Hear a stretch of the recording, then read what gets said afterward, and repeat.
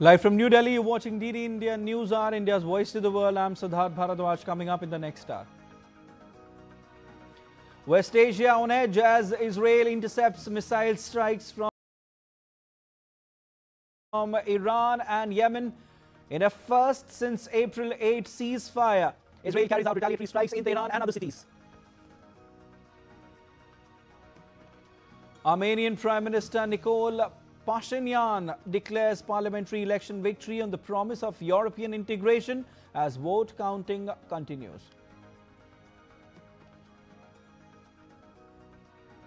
Magnitude 7.8 earthquake strikes southern Philippine island of Mindanao, triggering tsunami warnings for northeast Indonesia and Japan.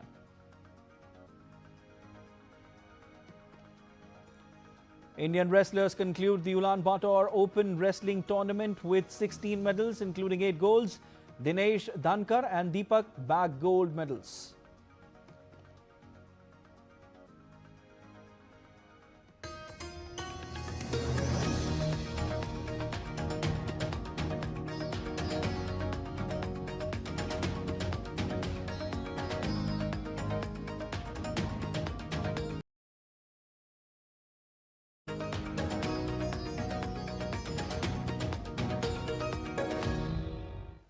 Big news we are tracking here at DD NewsHour. Israel has detected a missile launch from Yemen as air defenses were activated to intercept the threat.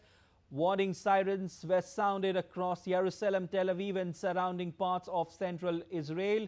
The IDF said it is carrying out situational assessment with people now permitted to leave protected spaces in all areas of the country.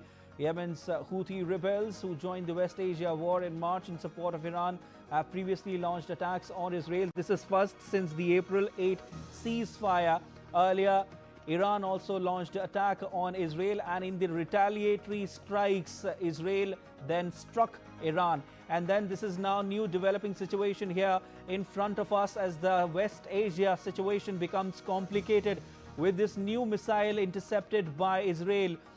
This is the breaking news that we are tracking here at DD India NewsHour. The situation in West Asia has become complicated with Israel detecting a new missile launched by Yemen. Earlier, Israel struck Iran, and prior to that, Iran launched an attack on Israel. This is a situation which is developing here in West Asia as the ceasefire between United States and Iran, and of course, Iran and Israel hangs by a thread. First attack since April 8 ceasefire between Iran and Israel, and also the first attack since April 8 ceasefire where Israel just intercepted a missile from Yemen. The situation was already volatile in West Asia, and with these attacks further becoming complicated. This is the breaking news that we are tracking here at DD India NewsHour. Israel intercepted a missile launched from Yemen. Earlier, Israel struck Iran, and prior to that, Iran launched attacks on Israel.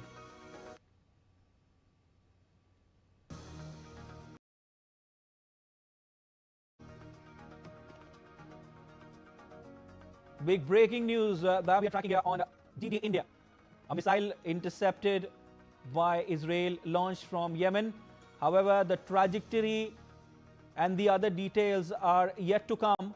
But this is the breaking news that we are tracking here at this hour on DD India NewsHour.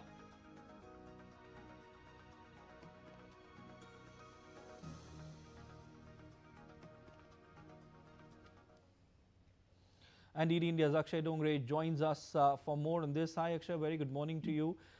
Big breaking news we are tracking this hour after Israel struck Iran. Tel Aviv has detected a missile launched from Yemen. The situation has become more complicated now in West Asia. What is the latest that you have for us, Akshay, on this? Well, the breaking news is the latest that the Houthis have joined this entire conflict as far as the retaliation is concerned. You know, Siddharth, we have been seeing in the last at least 2 to 3 weeks, and especially like you're mentioning the April 8th ceasefire, Yeah. The world has been seeing that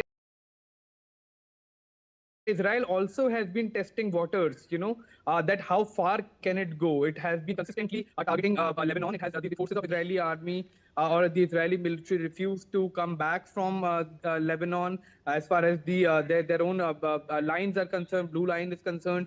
They refused to come to that point. Recently, we saw that Israel also struck the radar facilities in Iran. Yeah. Israel has also been sort of provoking Iran as far as the conflict is concerned. If you have to understand this entire conflict, we have to see that US wants to get out of this entire conflict because they have elections coming in, and it's not their war. If you look at the core issues here, but they do want to get out as fast as possible. Donald Trump, in fact, yesterday only gave a statement that US will be out of the conflict one way or the other. And even after Hezbollah struck or sort of launched missiles at Israel after the heating up has been taking place for the last 48 hours,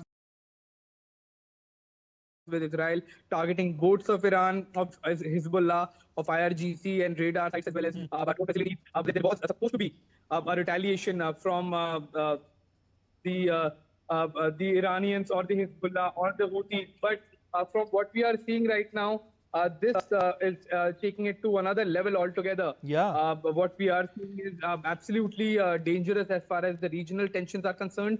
We can expect, the tensions to escalate. This is so sensitive, to an extent that Donald Trump had to urge Israel to not retaliate as far as the missiles that were launched by Hezbollah are concerned, but they still did it anyway. They attacked Beirut, and Iran had already mentioned that Beirut will be a red line, and if Beirut is attacked in Lebanon, Iran is going to retaliate. So Israel did it fully knowing well that their attack on Beirut is going to get a retaliation from Iran, and perhaps that is what Israeli leadership wanted as well.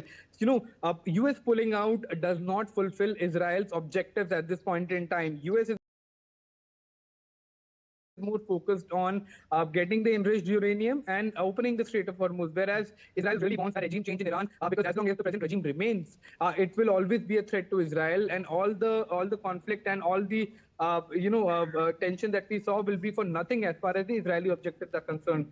So it seems that Israel did want a completion of all the objectives that it had before the conflict started. So it seems that they got a chance. The conflict is reignited once again, and the entire region has been plunged into war once more. We can see crude oil prices now rising once again. We can see stock markets tanking. We can see economies collapsing, and trade also getting impacted because of this conflict. So despite the US urging Israel not to respond, they did it anyway. Now it will be interesting to see that how US response, because now Houthis have joined Hezbollah and Iranian leadership as far as this conflict is concerned, which has been reignited. It seems that the ceasefire that was implemented on 8th of April has completely faltered now. Back to you, Siddharth. Definitely. Akshay, you mentioned that, right? As far as the economy is concerned, the economy has taken a hit since the time this entire war has started from February 28. And this attack coming after a ceasefire of April 8 has certainly made the situation more complicated. Akshay, one of the conditions that Iran put out was that the tensions between Israel and Lebanon has to calm down, in order to put a full stop on this particular war. Now, Akshay, you are saying that the regime change is also one focus of Israel. But I want to ask you here that despite reports of President Trump urging Netanyahu to halt further attacks, Israel struck military targets. It seems like they're taking everything under the control. Is it the scene here? Well, Israel does want its own separate objectives. It considers Iran as the main threat in the region. US doesn't, because you see, US is far, far away. The Iranian missiles really cannot touch US. Iran doesn't really have much to do with the US, especially if you take out the sanctions part of it. And the hostilities have been there, obviously. But there is no immediate threat to US from Iran. Whereas for Israel, it's a completely different thing, be it politically, be it militarily, be it in other aspects as well. There is always going to be a threat as far as the present dispensation remains in Iran. And that is what Israeli objective has always been, to remove the present government. US tried, it found it very difficult to do so because, after the killing of even Khamenei, the people, in fact, united more. US really sort of de-escalating the tensions, and that is what perhaps they are doing right now, and trying to find a way out as far as this conflict is concerned. But from what we are seeing, especially at this point in time, is that Israel has gotten an opportunity to, go ahead with its primary objective that has been regime change by now. So you see, the defense minister of Israel, Ben-Gvir, is saying that Tehran must burn. Now, this kind of rhetoric is exactly which doesn't help in any kind of conflict,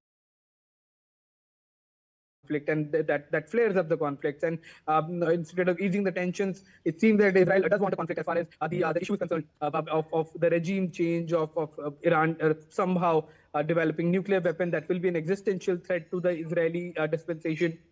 So US getting out of Strait of Hormuz, getting out of that region and opening the Strait of Hormuz, and probably getting just some of the enriched uranium really did not impact the Israeli concerns much. The concerns were quite different from what the US had in mind. So the US has seen that this is going to be a war of attrition if they don't pull out soon. So this is where it seems it's going. Now, obviously, situation remains complicated, but we'll have to see that how US responds. And US pressure now is going to be really important, because despite Donald Trump asking Israel to not retaliate, they did it anyway. Yeah. So whether Donald Trump will have to justify to the US public that why did it happen, and if he wants to invest more in this conflict, or if he wants to pull out, then we'll have to see that how Israel manages this conflict alone. Akshay, very quickly, has any reaction come from Donald Trump as of now?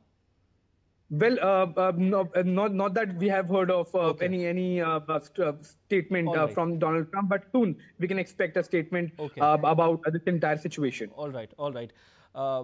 Thank you so much, Akshay, for your analysis. This is a developing situation, and like we were saying, that it has complicated further the situation in the West Asia, and it has also impacted the markets. And oil prices rose more than 3% on Monday, when markets reopened after the weekend, reflecting renewed concerns over Iran's first attack on Israel since ceasefire. In early trading, the price of Brent crude, the international benchmark, climbed 3.29% to 96.15 a barrel. Its US equivalent, West Texas Intermediate, rose 3.25% to $93.48 a barrel.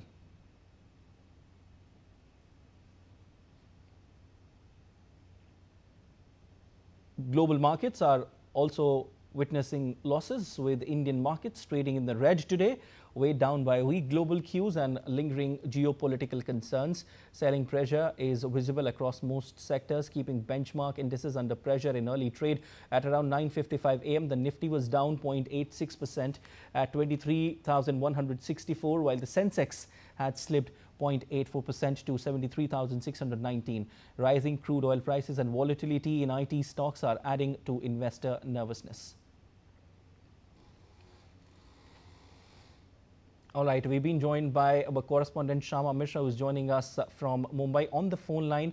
Hi Shama, very good morning to you. The situation really complicated as far as the West Asia is concerned.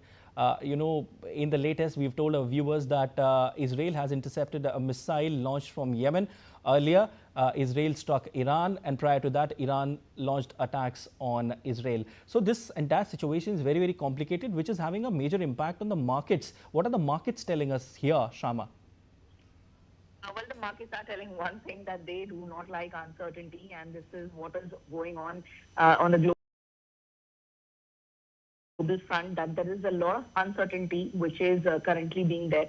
And despite this, early April cease-off, there are threats that this cease-off could be erased, or the war could be resumed, and that is why the markets, not just the Indian markets, but also the global peers, are reacting to it. Currently, we are talking about Sensex. It is down 0.76%, and it is at 73,675, and Nifty 50 is also down 0.81% at 23,177.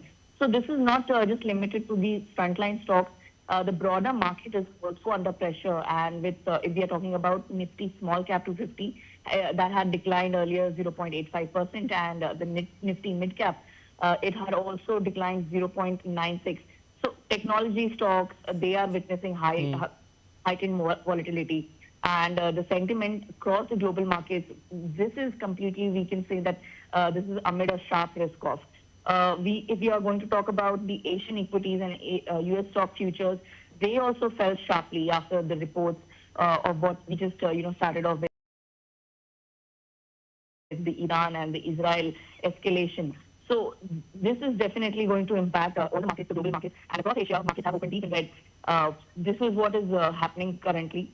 Geopolitical tensions, they are pushing the oil up, the oil prices up, and this is another layer of concern for the global markets. So all these triggers and uncertainty, this is definitely adding to the woes of the market. And if we are talking about sector-wise,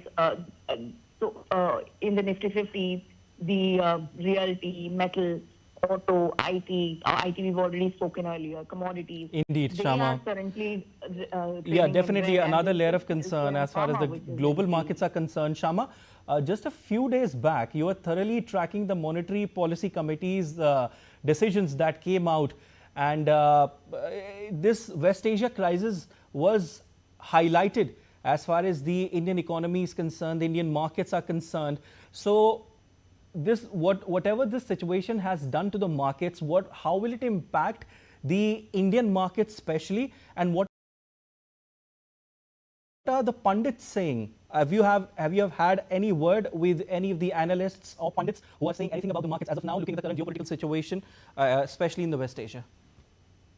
Well, if we are talking about Reserve Bank of India, on the day of the monetary policy announcement, the governor did mention a lot of times about uncertainty in his statement, and also in the press conference, he did highlight that, if we are comparing India to other countries in terms of this particular shock, India is currently well placed, but India is also, obviously, it has to have the ripples of this shock, but they are completely data driven for now, and they are monitoring the situation. They are very vigilant. Right. Apart from that, the experts, if we are talking to them, they had also, expressed a kind of hope that this particular situation could go down and, things could go back to normal. Because even if things go back to normal, it will take time Right. for things to resume and come back on track. So a long road ahead in front of us, and the governor was saying, and a lot of other people are also saying, experts are saying, that India is in a better position compared to the other Right. peers in the global world. All right, Shama, thank you so much for your analysis. And at a time when the world was thinking that everything will be fine, there was a ray of hope, but certainly these attacks that happened today, especially the latest one, which we mentioned you earlier just a while back, that a missile was intercepted by Israel, which was coming from Yemen. However, the projectile and all of the details are not confirmed yet, but it has certainly complicated the situation as far as the West Asia is concerned, which will certainly impact the markets, and it is impacting the markets. The Brent crude prices and the markets, they have plunged. So we have to wait and see what will unfold further in this particular situation. But still to come on DD India NewsHour. European leaders support direct Ukraine-Russia dialogue, calling for ceasefire. 6 injured in stabbing incident at New York's Penn Station.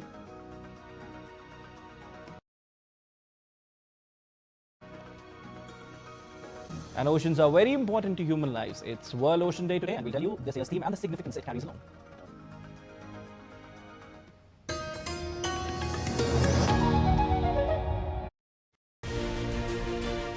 We have one other neighbor, Pakistan, and there the response is very, this doesn't apply, because when somebody practices cross-border terrorism as the central feature of the policy towards us, that you have to also ensure there are consequences, that it is not something which will be cost-free. So when you are comparing eras, I think the one thing this country is very clear on, nobody wants to see again what happened at 26/11. The 2611 was cost-free. That should never happen again.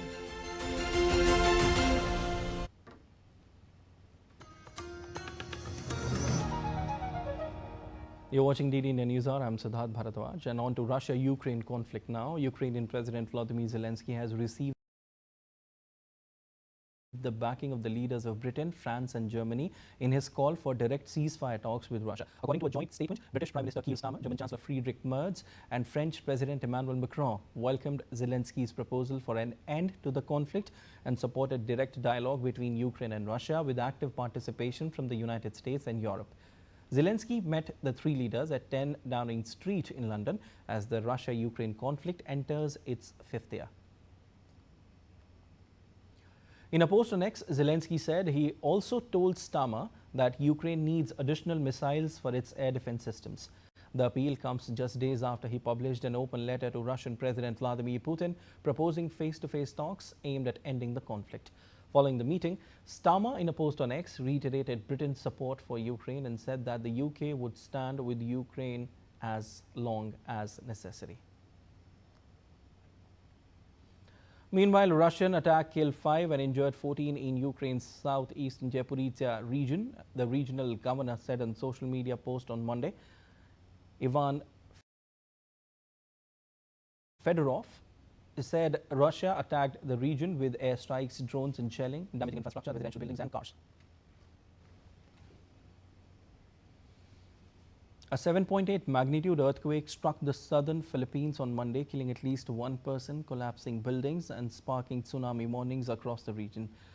And in fact, on to New York now. A stabbing incident left 6 people injured with bloodstains and discarded gloves seen on the floor.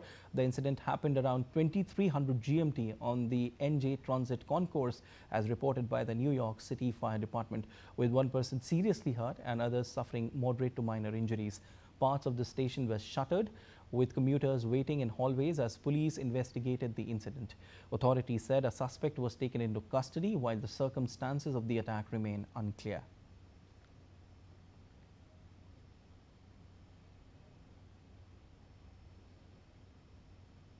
Chinese President Xi Jinping will visit North Korea on Monday, marking his first foreign trip of the year and his first visit to Pyongyang since 2019.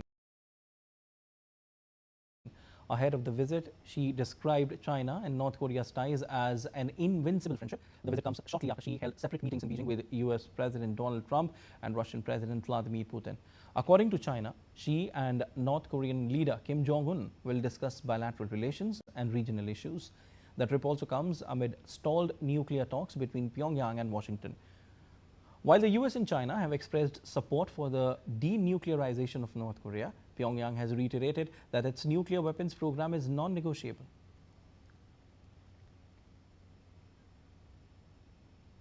The ocean is the lifeline of our planet. It gives us oxygen, supports millions of livelihoods and helps regulate the climate.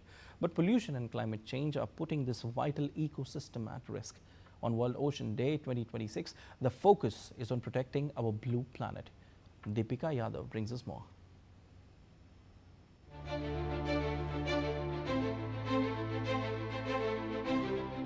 The ocean covers more than 70% of the earth and produces at least half of the oxygen we breathe. It is home to rich biodiversity and supports billions of people across the world. Every year on June 8, the World Ocean Day is observed to highlight the importance of protecting our oceans. World Ocean Day was first proposed at the Rio Earth Summit in 1992 and was officially recognized by the United Nations in 2008. This year's theme is Strong Marine Protected Areas for Our Blue Planet, calling for stronger efforts to protect marine ecosystems and biodiversity. The biggest challenge facing the oceans today is pollution. Plastic accounts for nearly 80% of the marine pollution, and up to 10 million tons of plastic enter the ocean every year. Experts warn that if current trends continue, plastic could outweigh fish in the ocean by 2050. The impact is already visible. Nearly 90% of the big fish populations have been depleted, while around half of the world's coral reefs have been destroyed. Oceans also absorb nearly 30% of human-generated carbon dioxide, helping slow the effects of climate change. In India, ocean conservation is closely linked with economic growth. Prime Minister Narendra Modi has identified the blue economy as a national priority. With a coastline of over 11,000 kilometers, India's fisheries sector supports nearly 30 million livelihoods and contributes significantly to the economy. There is reason for hope. Global efforts to protect marine ecosystems are growing, and more than 10% of the world's oceans are now under protection. As the world marks World Ocean Day, the message is clear. Protecting the ocean means protecting our future. Deepika Yadav's report for DD India. The fourth edition of the Kathmandu Kalinga Literary Festival concluded in Nepal, bringing together renowned writers, researchers, artists and cultural personalities from across South Asia to discuss literature, culture and regional cooperation. Held over 2 days under the theme Beyond Borders, South Asian Literature in a Changing World, the festival explored how South Asian literature, art and intellectual traditions engage with issues of identity, inclusivity, spirituality and social change.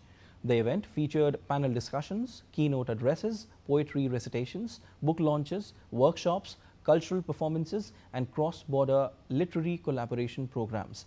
Former Chief Justice of Nepal, Sushila Karki, also shared insights from her novel Kara, based on her experiences in the legal profession. Distinguished participants included Piyush Mishra, Ila Arun, Pratibha Ray, Raj Shekhar and Acharya Prashant. The festival aimed to strengthen literary exchange and cultural dialogue across South Asia. And still to come on DD India NewsHour. A transformative 12-year era of governance in India witnesses remarkable growth, innovation, rising global stature and milestones of national achievement across every sector. India's Met Department issues red alert for southern India as heavy rains continue across Kerala. And we show you glimpses of Sri Ganesha Temple, one of the largest Hindu temples in Europe, opening doors in Berlin.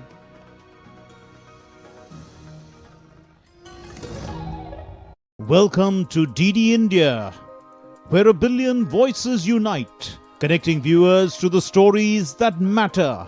India is not just another news channel.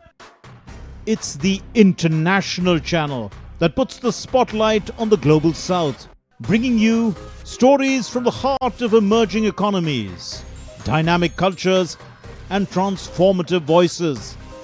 As the international news channel of India's public broadcaster Prasar Bharati, DD India delivers high-quality content from every corner of the globe, focusing on the stories that shape our future. We don't just report news. We connect you to India's voice in the global narrative. From current affairs to culture, from economic growth to sustainable development and the ever-evolving world order, DD India gives you a comprehensive view of the world around us. Stay connected, stay informed, and embrace the stories that shape our lives. DD India. India's voice to the world. Jharkhand will mesmerize you with majestic nature, rich heritage and colorful culture. Hello. Johar. It fits perfectly. Thank you. Full workout हो गया. Ready?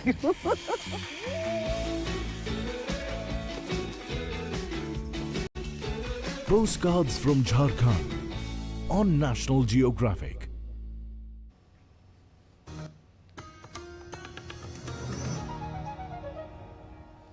You're watching DD India NewsHour. I'm Siddharth Bharadwaj, and a quick recap of the headlines. West Asia on edge as Israel intercepts missile strikes from Iran and Yemen in a first since April 8 ceasefire. Israel carries out retaliatory strikes in Tehran and other cities.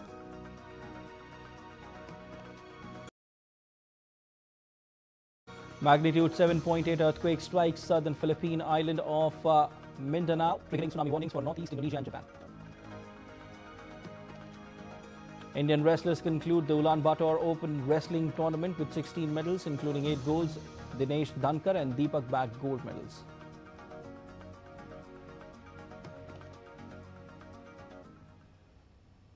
From highways to high-speed rail, airports to ports, India's infrastructure push under Prime Minister Narendra Modi is reshaping connectivity and logistics at an unprecedented scale.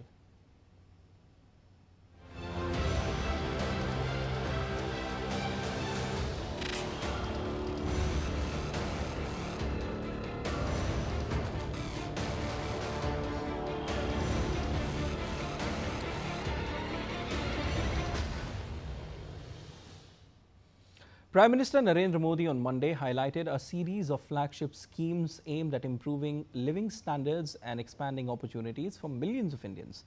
In a post on X, PM Modi said, and I quote, "Over the last 12 years, India has witnessed many transformations, and at the core of these changes is the welfare of the poor and downtrodden. We have always been inspired by Antyodaya, and our effort has always been to ensure that the benefits of development reach those who were left behind for decades."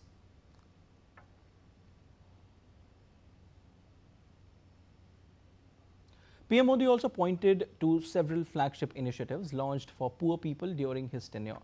In a post on X, PM said, and I quote, "It is also gladdening that technology has played a vital role in ensuring a better quality of life for the poor. Through direct benefit transfer and digital platforms, support is reaching people directly and transparently. This has reduced leakages, improved efficiency, and strengthened trust in governance.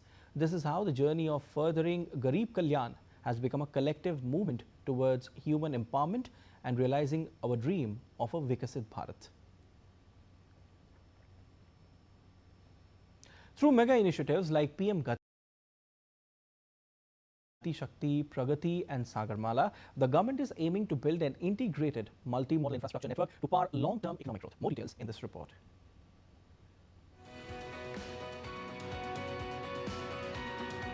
Over the last 12 years, infrastructure expansion has become a key pillar of the government under Prime Minister Narendra Modi.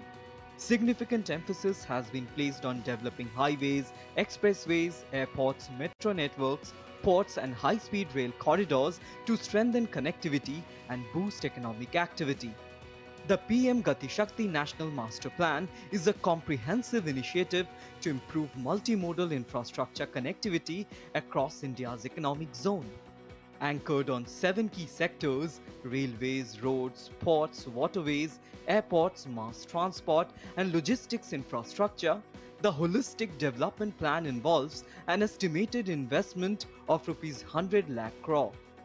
The plan uses a dynamic GIS platform developed by the Bhaskaracharya National Institute for Space Applications and Geoinformatics for real-time project mapping and integration of over 200 data layers. Launched in 2015, Pragati, or proactive governance and timely implementation, has fast-tracked projects worth more than Rs 85 lakh crore. Pragati ensures real-time coordination between the centre and states under direct prime ministerial supervision. Under PM Modi, India has witnessed a major push in expressway development. Notable examples include the Delhi-Dehradun Expressway. Inaugurated on April 14, 2026, this corridor reduces travel time between Delhi and Dehradun from 6 hours to just 2.5 hours. The 594-kilometer Ganga Expressway was officially inaugurated on April 29th this year. Built at an estimated cost of Rs 36,230 crore, the corridor reduces travel time between Meerut, part of the National Capital Region, and Prayagraj from 12 hours to roughly 6 hours. According to official data, India's national highway network expanded by nearly 61% between 2014 and 2025. Building upon the original 2016 Regional Air Connectivity Scheme, the Union Cabinet approved the launch and implementation of the Regional Connectivity Scheme, modified Udan, for a period of 10 years from 2026-27 to 2035-36, with a total outlay of Rs 28,840 crore. Apart from strengthening domestic aviation infrastructure, the government has also expanded international air connectivity through the development of new global aviation hubs, including the Noida International Airport at Jewar. In the 2026 budget, the government has announced a Rs 16 lakh crore expansion blueprint to build 7 new high-speed rail corridors. Significant projects under execution include the Mumbai-Ahmedabad high-speed rail project, which is receiving technical and financial assistance from the government of Japan. India has become the third largest operational metro network in the world. India has a coastline of more than 11,000 kilometers. Building on this, Sagarmala initiative promotes port-led development. Around 845 projects, estimated at Rs 6.06 lakh crore, have been taken up under the program. These initiatives highlight the government's emphasis on strengthening connectivity, enhancing logistics networks, and developing modern infrastructure to support India's long-term economic expansion.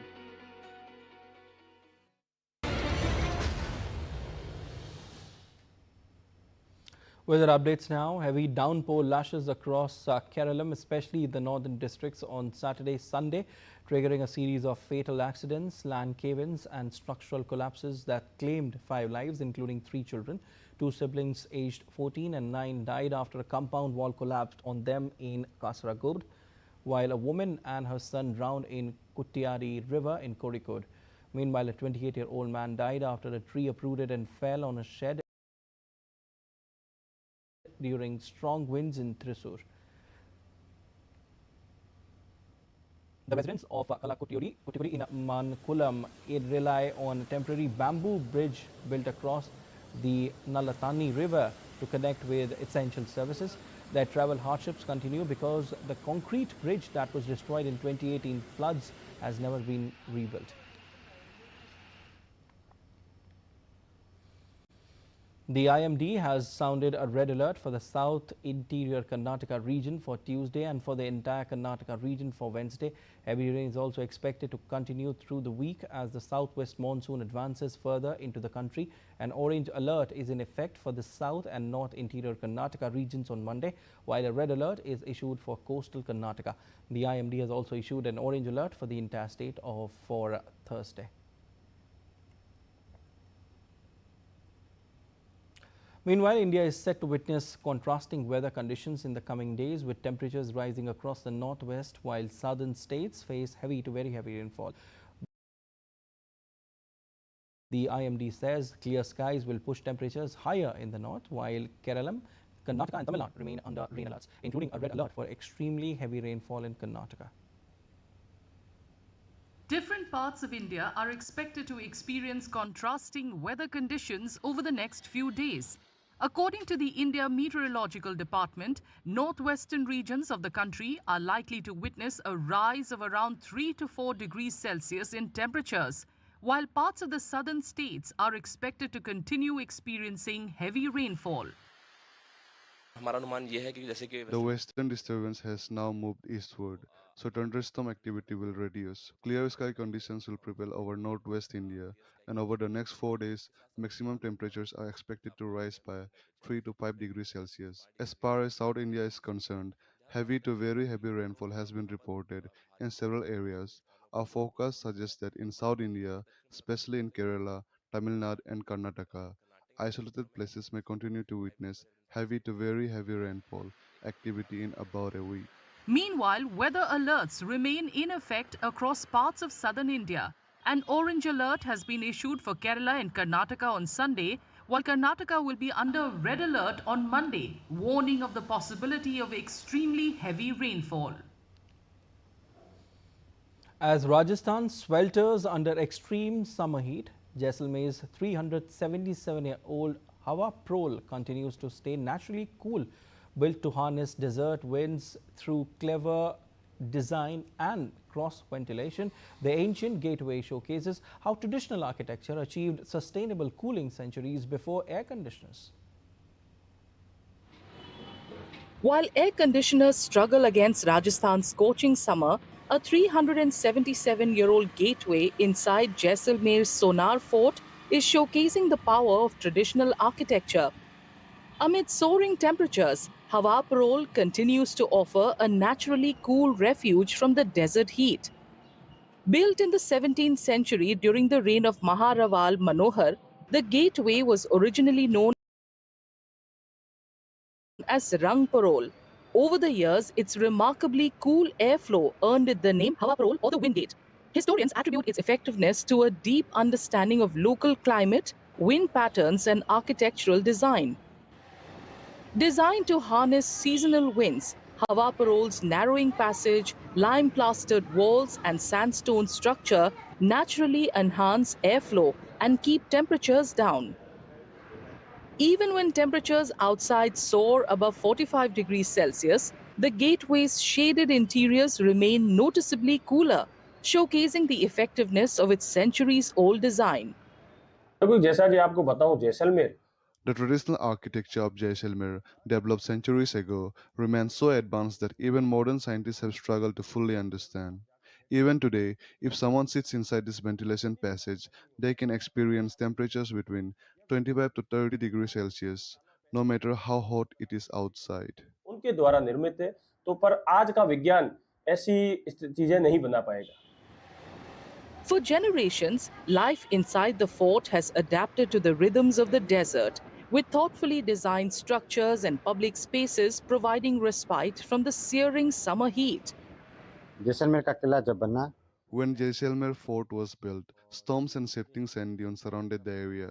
The palace architecture was designed in such a way that air could continuously flow through cross ventilation.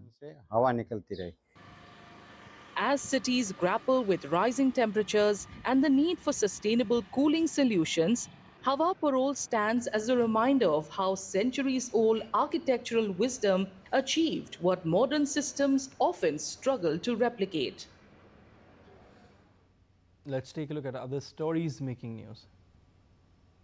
As part of its Smart City initiative, the Ayodhya Municipal Corporation has rolled out an intelligent traffic management system to improve traffic flow, enhance road safety, and strengthen urban mobility across the city.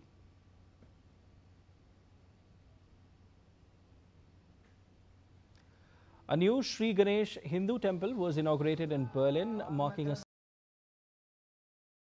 significant moment for the Indian community in Germany. The event featured traditional Hindu rituals, cultural performances, music and dance, including a display of the ancient Indian sport, Malakam, creating a vibrant celebration of Indian heritage.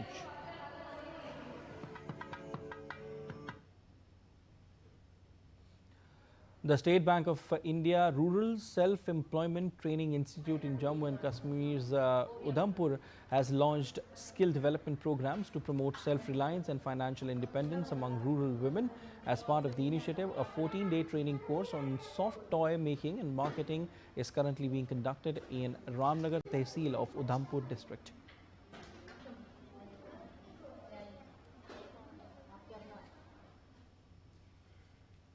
And still to come on DD India NewsHour. NVIDIA clinches deals with South Korean giants to secure crucial memory chips to power its AI ambitions.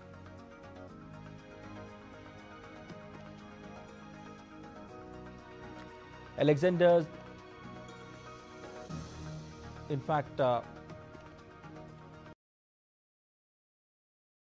clinches the French Open crown with dramatic 5-set victory over Flavio Cobolli.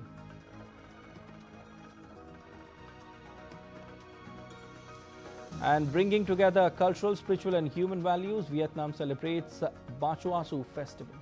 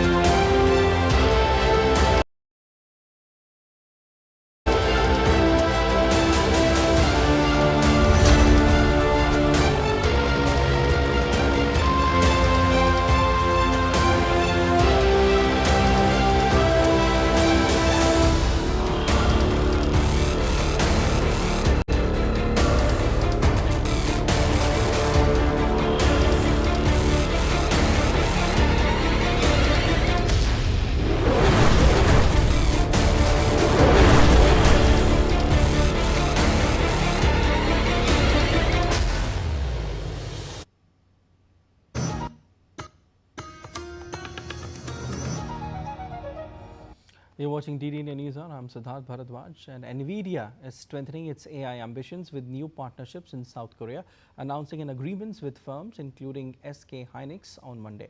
The aim is to secure advanced memory chips needed for the company's expanding AI ecosystem. The deals inked during CEO Jensen Huang's visit to Seoul include a multi-year technology partnership with SK Hynix to develop advanced memory for AI data centers. NVIDIA says the collaboration will help meet rising demand as it expands into robotics, AI supercomputers, and next-generation computing technologies. Time now for some sports news. India concluded the Ulaanbaatar Open wrestling tournament with 16 medals as Dinesh Dankar and Deepak bagged gold medals in their respective categories in Mongolia.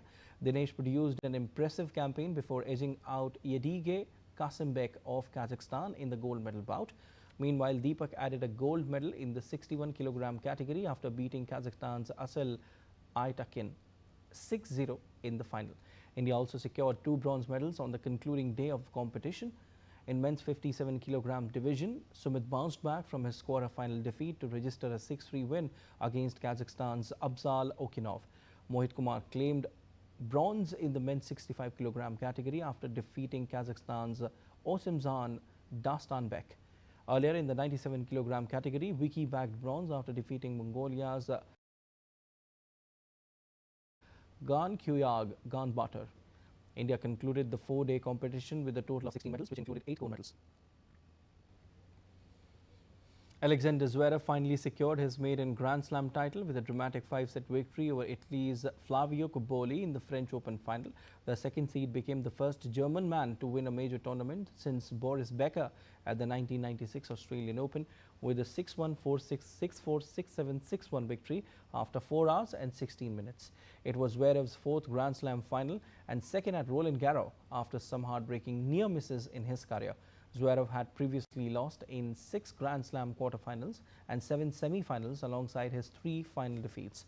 Cobolli was bidding to become the first Italian man since Adriano Panatta to win the French Open in 50 years. The 24-year-old had never never even played a Slam semi-final before, let alone a final. Rahmat Shah slammed half-century, but Afghanistan continued to struggle against India on day 3rd of the one-off test in New Chandigarh today. The visitors resumed the day on 113 runs for the loss of 5 wickets, but lost Azmatullah Omarzai without scoring in the first hour of play. Later, Sharafuddin Ashraf also fell for 11 runs. They still trailed by over 400 runs after the hosts declared their first innings on 564 runs for the loss of 8 wickets yesterday. For India, debutant Manav Suthar was the pick of the bowlers with 4 scalps, while Prasidh Krishna has accounted for 3 wickets.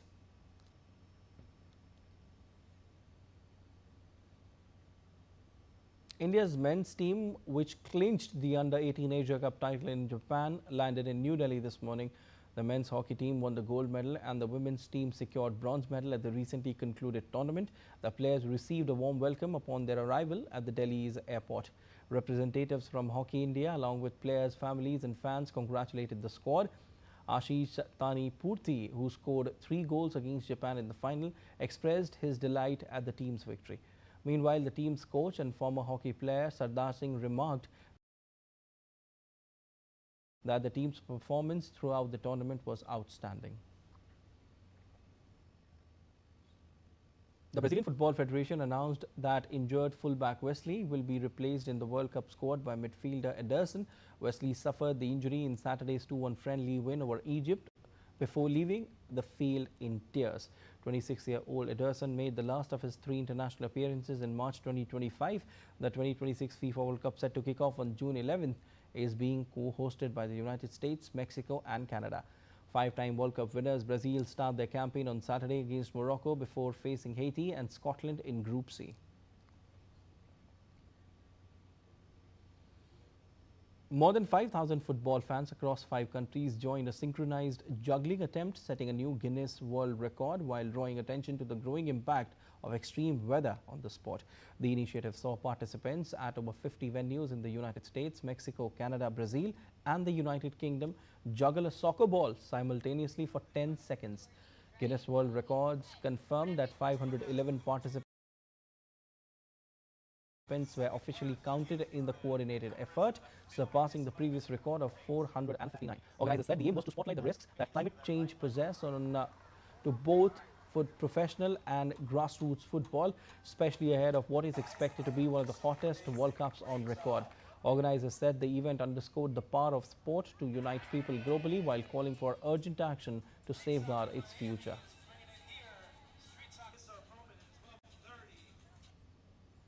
Nelly Korda won the US Women's Open for the first time in her career in Los Angeles. Korda finally was the last golfer standing in her 12th attempt to win the tournament. England's Charlie Hull and Mexico's Gabby Lopez finished one behind and were part of a late 4-golfer battle that also included South Korea's In Ji Chun.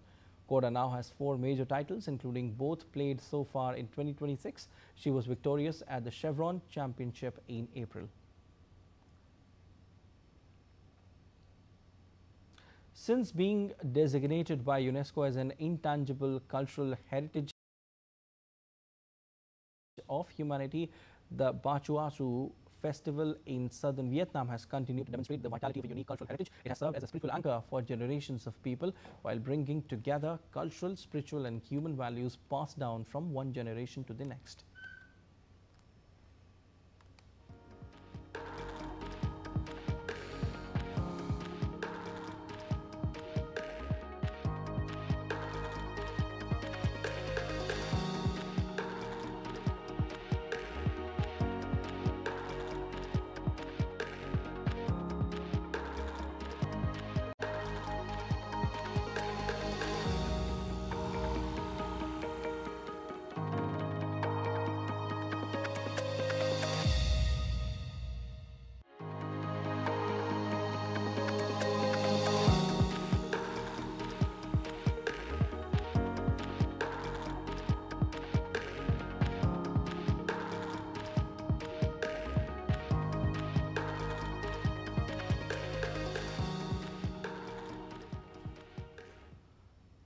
That's all for this edition of DD India News Hour, but let us know your thoughts on the news of the day. For those on the go, you can get all the latest news and updates from India and across the world on DD India mobile app.